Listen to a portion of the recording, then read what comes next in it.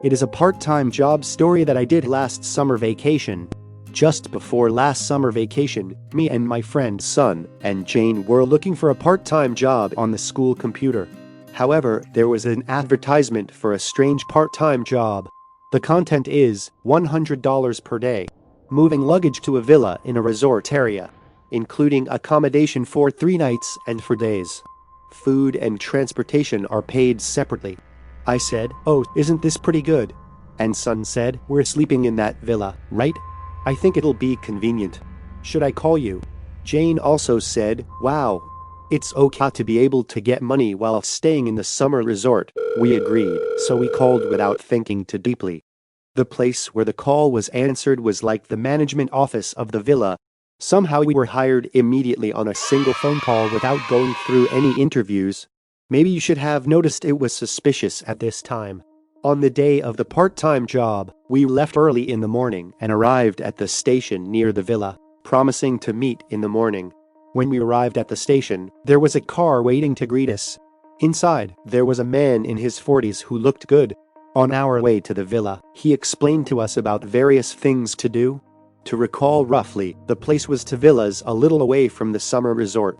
It is said that the building will be torn down because the owner will not come because the building is old and the location is not good, and there will be no one to buy it anyway.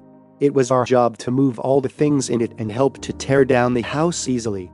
And every evening a truck comes to move the luggage, but the work itself was supposed to be just 3 of us. The meal will be loaded onto the truck and brought to you every time, so you don't have to worry, and both villas have electricity, gas and water connections. The cell phone lost its signal, but there seemed to be no inconvenience because there was a phone inside the cabin. You can also sleep in the room you want to sleep in.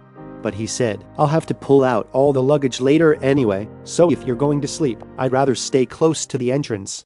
Now that I think about it, it meant being completely isolated from the outside world. It was quite suspicious, but we didn't think about it at the time. We were a little embarrassed after we arrived at the villa. I heard that the building is old, but the building in front of me is older than I thought. Both of them were large buildings, and they felt like log houses, which were about the size of ordinary houses. But the walls of the trees were darkened, and there was a place where the sun was not shining, so under the building was full of moss. Furthermore, the garden was completely devastated for years. The trees stretched out with their branches here and there, and ivy vines were intertwined here and there among the loose weeds. My friends and I kept standing blankly. "Wow. Well, it looks like this from the outside, but it's pretty good inside," he said, starting with the building nearby. Fortunately, as he said, the inside of the building was quite neat, unlike the outside.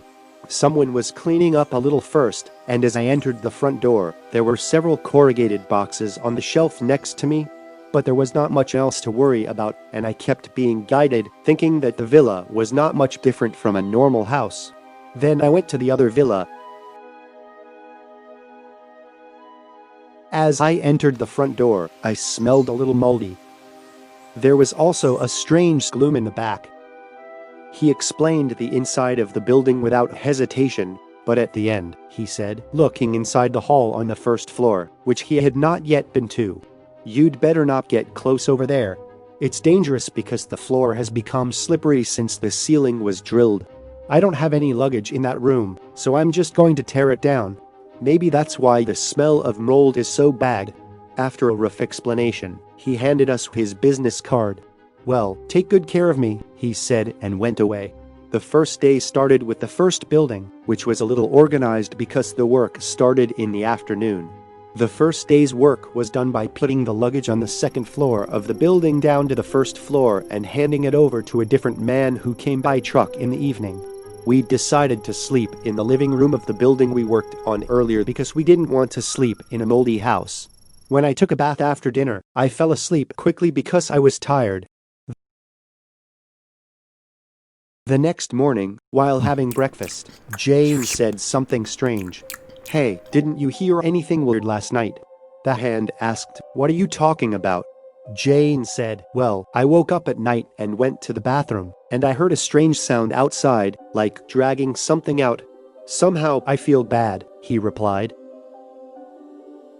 I thought Jane was messing with us to scare us, so I laughed back. Are you lying when you open your mouth? But Jane said with a serious face,